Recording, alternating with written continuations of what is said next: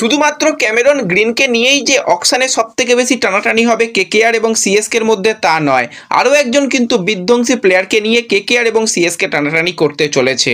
তো নমস্কার বন্ধুরা, welcome to ST unique sports. বন্ধুরা, এই ভিডিওতে আমরা কথা বলবো আইপিএল নিয়ে বেশ কিছু গুরুত্বপূর্ণ আপডেট। তো কয়েকদিনের মধ্যেই অকশান রয়েছে, তার আগেই কিন্তু দুর্দান্ত ছন্দে রয়েছে কেকেআর এর প্লেয়াররা কোন প্লেয়ারদের নিয়ে টানাটানি হতে চলেছে, ক্যামেরন গ্রিনকে নিয়ে পিছনে কি খেলা হলো, সমস্তটা নিয়েই আলোচনা রয়েছে এই ভিডিওতে। খুবই ইন্টারেস্টিং ভিডিও হবে, শুরু থেকে শেষ পর্যন্ত দেখো। ভিডিও ভালো লাগলে লাইক শেয়ার করে দিও, আর যারা চ্যানেলে প্রথমবারের জন্য এসেছো মনে করে চ্যানেলটাকে সাবস্ক্রাইব করে নিও, তাহলে প্রিয় দলের খেলার সমস্ত আপডেট তোমরা এখানে পেয়ে যাবে। তো চলো আর দেরি না করে ভিডিও শুরু করা যাক। তো প্রথমেই যদি আমরা কথা বলি একটুখানি কেকেআর এর প্লেয়ারদের নিয়ে, তো এই মুহূর্তে কিন্তু সব থেকে ভালো ছন্দে যে প্লেয়ারটা রয়েছে সেটা হচ্ছে আজিঙ্কা রাহানে। তো সৈয়দ মুশতাক আলী ট্রফিতে কিন্তু দুর্দান্ত ছন্দে কিন্তু ব্যাটিং করতে দেখতে পাচ্ছি আমরা রাহানেকে। তো রাহানেকে কিন্তু অ্যাজ এ ওপেনার প্লেয়ার হিসাবে যদি কেকেআর খেলায় দারুণ কিন্তু হবে।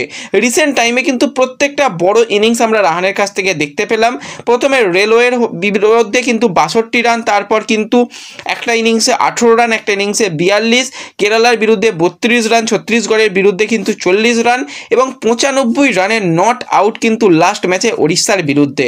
অসাধারণ ছন্দে রয়েছে, যেরকম ভালো স্ট্রাইক রেটে ব্যাটিং করছে এবং বড় ইনিংস খেলছে, এটা কিন্তু কেকেআর দলের জন্য খুবই গুরুত্বপূর্ণ হতে চলেছে। এবার ক্যাপ্টেন হিসাবেও যদি রাখা হয় রাহানেকে, অবাক হওয়ার মতন কিছু নেই, কারণ রাহানে তো অটোমেটিক চয়েস হয়ে যাবে এরকম পারফরমেন্সের পর। তো তাকে ক্যাপ্টেন মেটেরিয়াল হিসাবে রাখতেই পারে এবং ওপেনার প্লেয়ার হিসাবে রাখতেই পারে। এবং আরও একজন প্লেয়ারের দিকে নজর ছিল যাকে একদমই সুযোগ দেওয়া হচ্ছিল না, তো সুযোগ পাওয়ার পরই কিন্তু আঙ্ক্রিজ রঘুবংশী সেও জ্বলে উঠেছে। প্রথম ম্যাচ সে খেললো এবং প্রথম ম্যাচেই কিন্তু 38 রানের নট আউট। তো সেক্ষেত্রে আজিঙ্কা রাহানে এবং আঙ্ক্রিজ দুজন মিলেই কিন্তু পুরো ম্যাচ শেষ করে দিয়েছে। একটা বড় রান তারা চেস করতে নেবে, কিন্তু সুন্দর ব্যাটিং কিন্তু এই দুই প্লেয়ারের কাছ থেকে আমরা দেখতে পেয়েছি। তো দুর্দান্ত ছন্দে কিন্তু এই সমস্ত প্লেয়ার রয়েছে। এছাড়া রিঙ্কু সিং, রমানদীপ তারাও কিন্তু যথেষ্ট ভালো ফর্মে রয়েছে।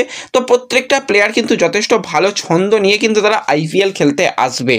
এবং আইপিএলে যে প্লেয়ারকে নিয়ে সবথেকে বেশি টানাটানি হবে তোমরা সকলেই জানো, ক্যামেরন গ্রিন। যে লিস্টটা প্রকাশ হয়ে গেছে সেই নিয়ে অলরেডি আলোচনা আমরা সবার আগে করে নিয়েছি। তো সেখানে গ্রিনকে নিয়ে যে ব্যাপারটা, গ্রিন তো একজন অলরাউন্ডার প্লেয়ার, কিন্তু তাকে আমরা ব্যাটসম্যানদের লিস্টে দেখতে পেয়েছি। তার মানে প্রথম লিস্টের প্রথম দিকেই হয়তো আসতে চলেছে ক্যামেরন গ্রিন। এবার প্রথম লিস্টে তো ওই তো 5-6 জন প্লেয়ার রয়েছে, তো সেই জায়গায় এখানে সবথেকে যদি বড় কোনো নাম হয় সেটা কিন্তু অবশ্যই ক্যামেরন গ্রিন রয়েছে। ডেভন কনওয়ের খুব বেশি দাম যাবে বলে মনে হয় না। জেস ফ্যাগেস মাক্রাক রয়েছে, তাকেও যে খুব একটা বেশি হাইলি রেট কোনো প্লেয়ার মানে কোনো দল করবে সেরকমটা মনে হচ্ছে না। মিলার আদেও বিক্রি হবে কিনা চাপের ব্যাপার।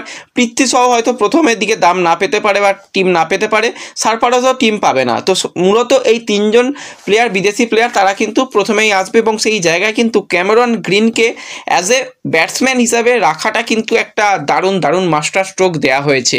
তো শোনা যাচ্ছে আইপিএল এর কোনো ফ্র্যাঞ্চাইজি, ESPN এর তরফ থেকে যেরকমটা আপডেট আসছে, কোনো ফ্র্যাঞ্চাইজির এখানে নাম নেই। ফ্র্যাঞ্চাইজি কিন্তু ক্যামেরন গ্রিনকে অ্যাপ্রোচ করেছে যে তুমি অলরাউন্ডার প্লেয়ার নয়, তুমি কিন্তু ব্যাটসম্যান প্লেয়ার হিসাবে এসো এবং তোমাকে আমরা প্রথমেই, আমাদের কাছে টাকা থাকবে, আমরা প্রথমেই তোমাকে বেশি টাকা দিয়ে নিয়ে নেবো। হ্যাঁ, যদিও ক্যামেরন গ্রিন 18 কোটি টাকার বেশি পাবে না, কিন্তু দলগুলোর পার্স থেকে কিন্তু ভালো মোটা টাকাই কিন্তু কাটবে।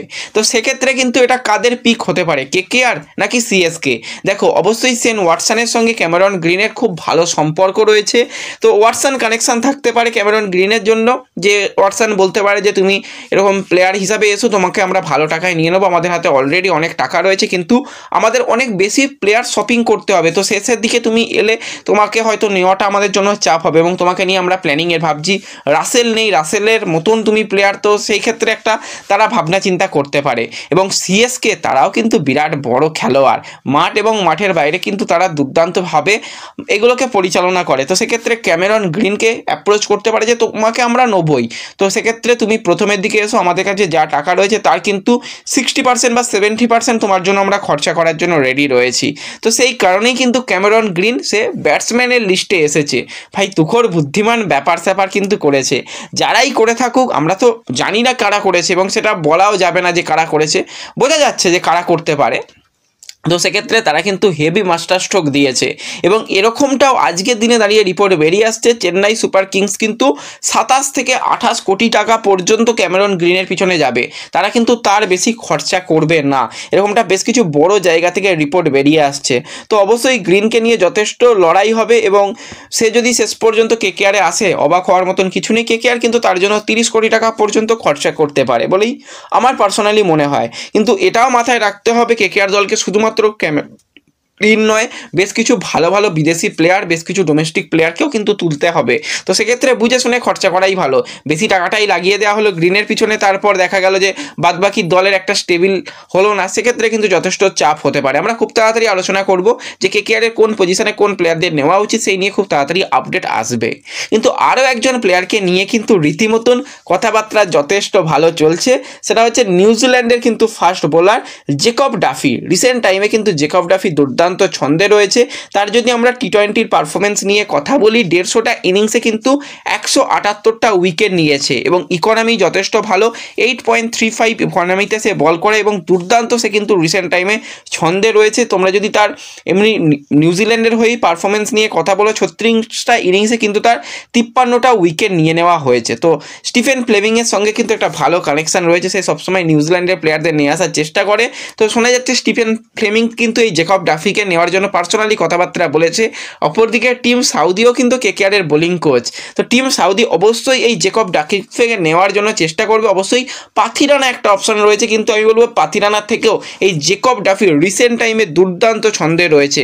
যদি মোটামুটি সে ভালো সিজন দিতে পারে যে কোনো দলের জন্য, দারুণ হবে। তো এই প্লেয়ারকে নিয়েও কিন্তু রিসেন্ট টাইমে বেশ চর্চা চলছে এবং এই প্লেয়ারও কিন্তু যথেষ্ট ভালো দাম পেতে পারে এবং কেকেআর এবং সিএসকে এই প্লেয়ারের জন্য অবশ্যই যাবে এবং আরও ফ্র্যাঞ্চাইজিগুলো তারাও কিন্তু চেষ্টা করবে জেকব ডাফিকে নেওয়ার। তো ডাফিও কিন্তু একটা হট টার্গেট হতে চলেছে, নিঃসন্দেহে সেটা বলা যায়। তো ব্যাস এই ভিডিওতে এই আপডেটটুকুই শেয়ার করার ছিল। ভিডিও ভালো লাগলে লাইক শেয়ার করে দিও, চ্যানেলে প্রথমবারের জন্য এলে সাবস্ক্রাইব করে নিও। দেখা হবে পরবর্তী ভিডিওতে, ধন্যবাদ।